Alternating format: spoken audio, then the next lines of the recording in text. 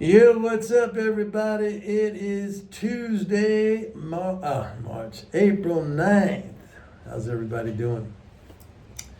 Not a lot going on today. We have CPI tomorrow, so you know that every monetarist zombie out there is all on pins and needles waiting for that number. And recently we have seen a resurfacing of inflation worries about whether or not the Fed is going to cut rates. I don't see it in the futures markets, but this has been kind of like a discussion once again that has come up. And I ignore all this stuff. I mean, today we had another one of these ridiculous.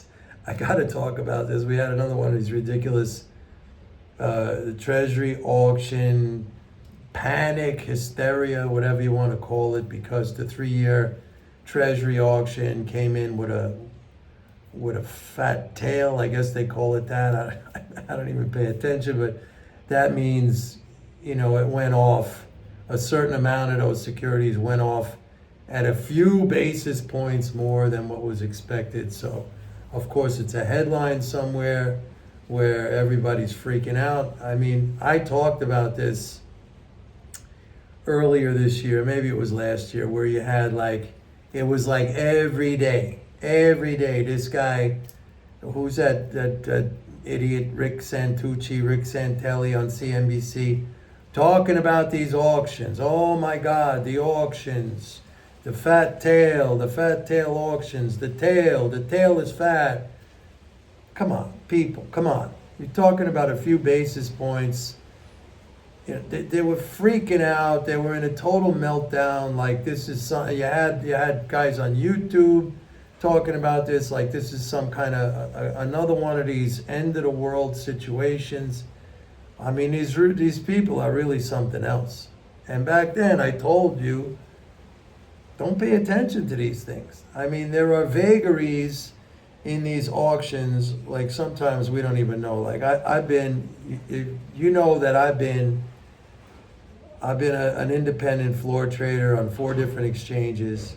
I mean, we don't have that open outcry system anymore. But I can tell you personally that there were times in very short term, trading, where something looked crazy, but all it was maybe some big fund or something like that executing or being forced out, or I mean, to read some kind of meaning into this every single time, and they're always wrong. I mean, the auctions are not going to fail. Okay? The money, I explained this going back. The money to buy treasuries comes from government spending itself. We've already had, in the 6 months of this fiscal year, a 1.1 trillion deficit. As a matter of fact, I'm going to talk about this in a second because this is another comical thing. But that's a net addition to the financial balances of the economy. I mean, there's plenty of money there. And all it is an asset swap where the reserves, the cash, is swapped for a treasury. If the thing goes off with a fat tail or whatever they call it, I mean, to read some kind of long-term meaning into this, you are so blind and ignorant of like how the whole system functions that you deserve to lose your money as far as I'm concerned. Now, what I was going to say, remember I said I wasn't going to use the term deficit anymore. Because the term deficit has negative connotations, and it has negative connotations for us, the non-government. It doesn't really have negative connotations, but symbolically, that word deficit, it's kind of like a negative, okay? For us, it's not a deficit, it's a net addition. For the government, it's a deficit, and that's no big deal because it does not in any way hinder the ability of the government to operate, nor does it hinder in any way the ability of the government to spend. So I saw this thing today, a news report online, where it said halfway through the fiscal year, the deficit is already 1.1 trillion. Now, that's true on the government side, but again, that doesn't mean anything. Imagine if that article, instead of saying halfway through the fiscal year, the deficit is 1.1 trillion, see, it's already framed in this negative fashion, in this kind of like to gin up a bunch of fear. You know, what are they doing? Spending out of control, blah, blah, blah. How are they going to do this? How much they're going to borrow? All this stuff is nonsense. The way this should be written is not from the perspective of the government, which, okay, you can do that. You can say the government has a deficit of 1.1 trillion, but does that mean anything? No, it doesn't mean anything. The real way to state that in a way that is constructive, that is positive, that adds meaning and understanding, is to say net transfers to the non-government, or net transfers to the economy, net transfers to the world economy, if you want to say that, that's fine, is 1.1 trillion. Because that's what it is. That's what you have to, that's how you have to look at it. Now, that might not be equally distributed, it's not equally distributed. But, and I've had people make comments on this, like, oh, it's not going to me. Well, guess what? It's going, what are the big five? Social Security, Medicare, Medicaid. Those three right there are over 2 trillion of annual, well over 2 trillion of annual spending. Then you got defense, which most Americans, they want a strong defense. I'm not for war, but I mean, having a strong defense, I mean, nobody could fuck with us. We're like the most powerful country on earth. And the other thing is interest transfers, which we have seen has kept the economy strong, kept consumption and investment strong, kept the stock market going up. So like, don't say like, it's not going to me. If you're a senior, you're getting Social Security. There are millions and millions of seniors who are getting Social Security, and that's keeping them out of poverty, all right?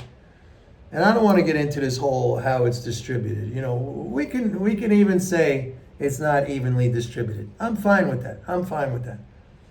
But it all goes into the swimming pool, and it gets circulated around. What do I mean by that? The seniors, they take their Social Security check, they go to the grocery store, they pay their rent, right? So it goes back into the economy. And if the economy is expanding, if the economy is growing, then ostensibly, if you're a productive person, you should be able to earn some kind of a living out of that. If the economy is contracting, that's a different story. But the real way that this should be reported, and don't think it's not, I mean, it's just never going to be reported this way, but the real way, the honest way, the true way, the intelligent way that this should be reported is we're 6 months into the fiscal year and net transfers to the non-government is 1.1 trillion. That's the smart way, that's the intelligent way, that is the meaningful way to report that. Dry air. It's a beautiful day out here. It's 80 degrees, over 80 degrees, Southern California. That's the way it should be reported. And that's the way you should understand it. That's the way you should look at it. You should eradicate the word deficit from your vocabulary, at least in this context. You shouldn't say that. You should always say, and I said I was only going to use net transfers, but there's always new people coming on, so I might use deficit, but then I'll explain it every time. Net transfers to the non-government. That's a good thing, not a bad thing, okay? So we had that today, but we have that pretty much every day, all kinds of reports like that. All kinds of reports like that we have nearly every day. Now I said, and I've been on record, by the way, the market was mixed today. I just have to add this one thing, that yesterday we had an 18.7 billion drain, which was significant for a single day. That was not necessarily a tax drain day. But today the market was decent. I mean, they tried to knock it down a couple of times during the day, and it ended up NASDAQ up, S&P up, Dow was down a little bit. So we got the April 15 tax drain coming up next week. I still expect that we're going to get a pullback off of that. Now, tomorrow is CPI, like I started off saying. And all the monetarists are going to be waiting, with bated breath, and chewing on their fingernails, fretting, sweating over what that number is going to be. Right now, the forecast is for, in March, a 0.3 increase on the headline and a 0.2 increase on the core. Now, those are not bad numbers and what's expected, but that would not be the Fed's target area, okay? Tomorrow, we also have a Social Security payment that's coming out. So those are good days. They're usually like a 28 billion net transfer, a 40-something billion leading flow, 28 billion net transfer. We got that coming out tomorrow. So any pullback, I shouldn't say any, a pullback, if that CPI number comes in around expectation, I mean, if there's going to be any pullback, it'll be very short-lived, and then I think it goes right back up again. If it comes in above that, then we could have some more significant selling. But again, I don't pay any attention to that.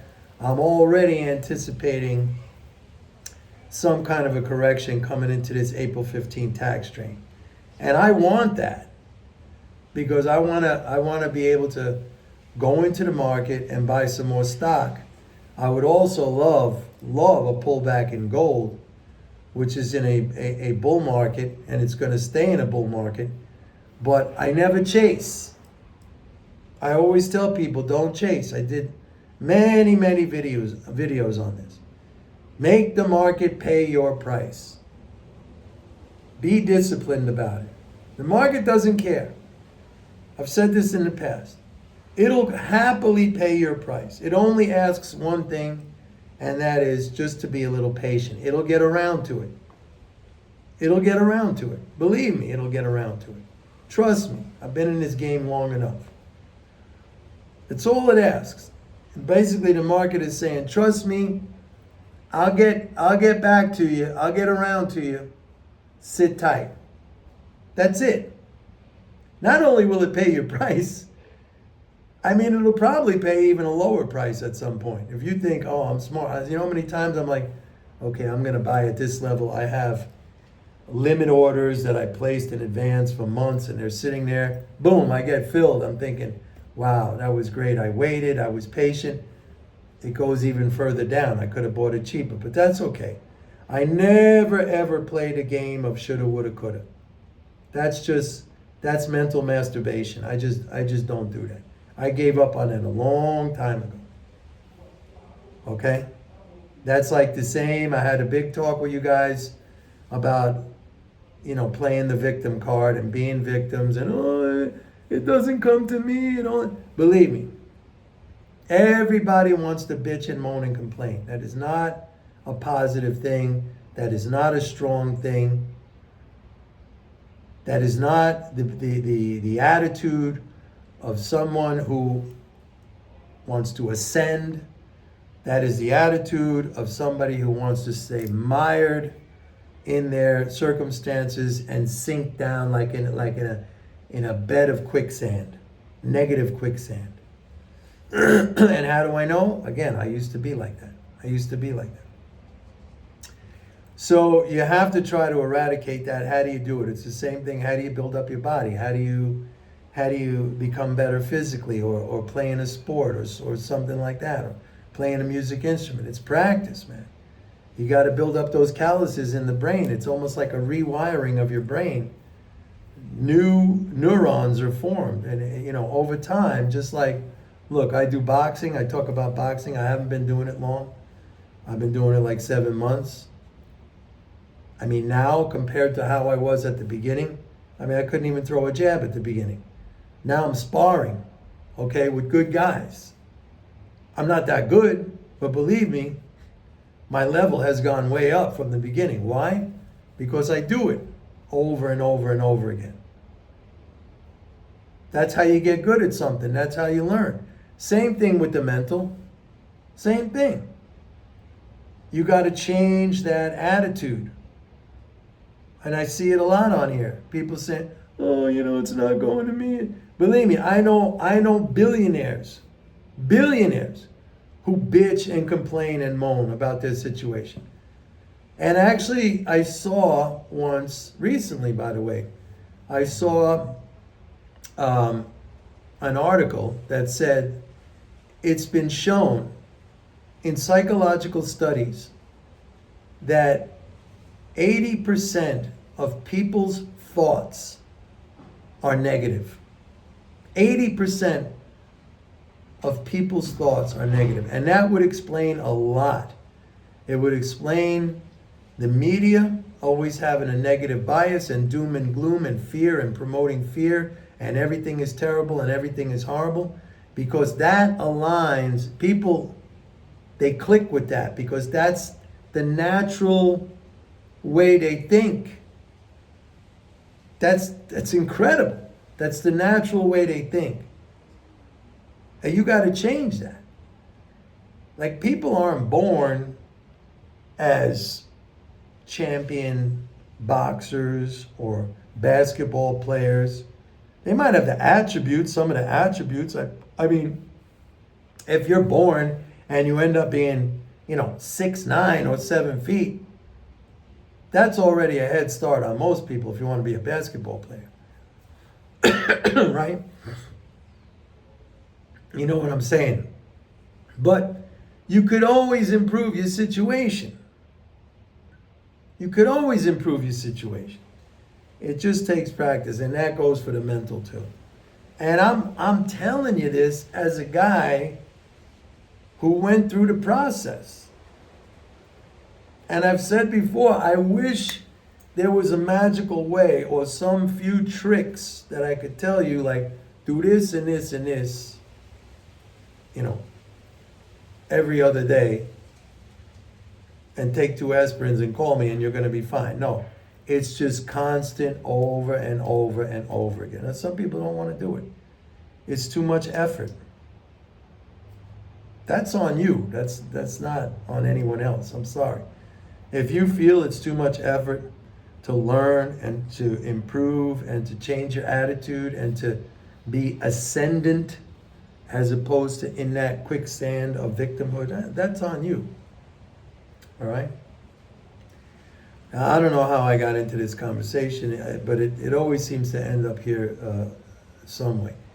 The key here, folks, is constant learning and then application of that knowledge. Okay? Constant learning and application of that knowledge. If you're too lazy to do that, that's on you. You have no right to bitch and moan and complain. I mean, I'm sure you're still going to do it, but in reality, you have no justification for that whatsoever. And I'm not saying that this stuff is going to necessarily turn your life completely around. I'm not making that promise. But isn't it still okay if there's some improvement as opposed to zero, or as opposed to sinking down even further? I mean, I'll take some over nothing. But it's constant learning and it's application, and it's not this freaking cynical, oh yeah, well, why don't they just print 20 trillion like that? Anyone could take a rational argument or a logical argument. Anyone could take that and take it to some kind of silly extreme when that's not even being I'm not saying that. I've never said that. So anyway, I got off track. The point is, and I'm going to repeat it again, we're not going to have a recession with this kind of leading spending flow.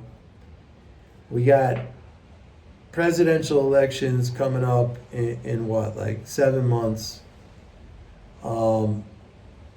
Congress would have to change a whole lot for this current condition of fiscal support to change. I do not see how that happens. First of all, they can't change the interest rate. That's up to the Fed, okay? Social Security, I doubt it. They did cut Medicaid grants to the states a little bit, or the states are holding that money. I see a little bit, that's a little bit down year over year, about $4 billion, but that's not huge. Social Security is up, Medicare is up. I just don't see it. Defense is up. I just don't see it. So there's really nothing to worry about. I mean, market comes down, so what? I mean, you should be, got a chance to buy in on the cheap. That's what I'm waiting for. And all this other negative stuff, it's either people who have no clue about what they're talking about, or it's just put out there for eyeballs and clicks. So I would not pay it. Better than not paying attention, I would act on it in the contrary way. Anyway, that's it for today, folks. See you tomorrow. Bye.